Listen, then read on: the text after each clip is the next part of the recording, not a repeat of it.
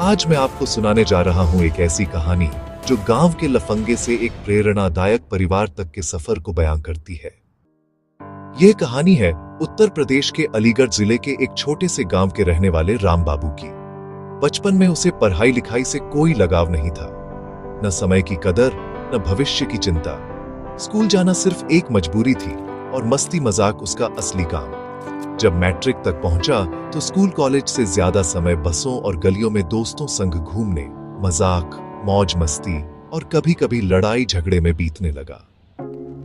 गांव में अक्सर लोग कहते थे, इस लड़के से तो कुछ नहीं होगा, ये जिंदगी भर यूं ही भटकेगा। पर किस्मत को कुछ और ही मंजूर था।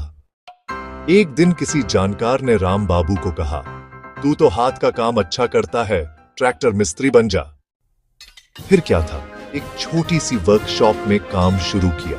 देखते ही देखते उसकी मेहनत रंग लाई और वह गांव में ट्रैक्टर सुधारने में माहिर बन गया। धीरे धीरे उसने अपनी खुद की ट्रैक्टर रिपेयरिंग की दुकान खोली। गांव के लोग उसे अब इज्जत देने लगे। कुछ सालों में राम बाबू ने ट्रैक्टर बेचना भी शुरू कर दिया और ट्रैक्टर डीलर बन गया। यही नहीं रुका, आगे चलकर वह बिल्डर भी बन गया और गांव शहर में उसकी पहचान बनने लगी। समय बदला और राम बाबू के 3 बेटे हुए। तीनों की परवरिश में उसने कोई कसर नहीं छोड़ी। हर बेटा अपने अपने क्षेत्र में ऐसा निखरा कि लोग आज भी मिसाल देते हैं।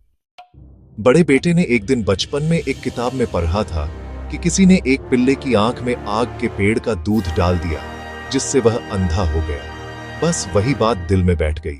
मैं बनूंगा आंखों का डॉक्टर, ताकि किसी की आंख कभी खराब न हो।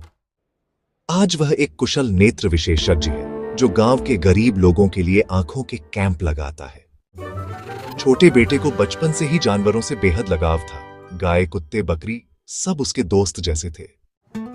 बड़ा होकर उसने वेटनरी साइंस की पढ़ाई की और आज गांव के साथ साथ शहरों में भी उसका नाम है। गरीब किसानों के जानवरों का इलाज वह सस्ते में करता है। मंझले बेटे को बचपन से ही कानून में दिलचस्पी थी। जहां बच्चे खेलते थे वह किताबों में न्याय की बातें पढ़ा करता था।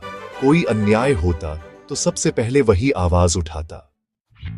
उसने मन में ठान लिया था, मैं वकील बनूंगा और न्याय को अमीर गरीब से ऊपर रखूंगा। आज वह एक ईमानदार वकील है जो जरूरतमंदों के केस कम खर्च में और कई बार बिल्कुल मुफ्त में भी लड़ता है।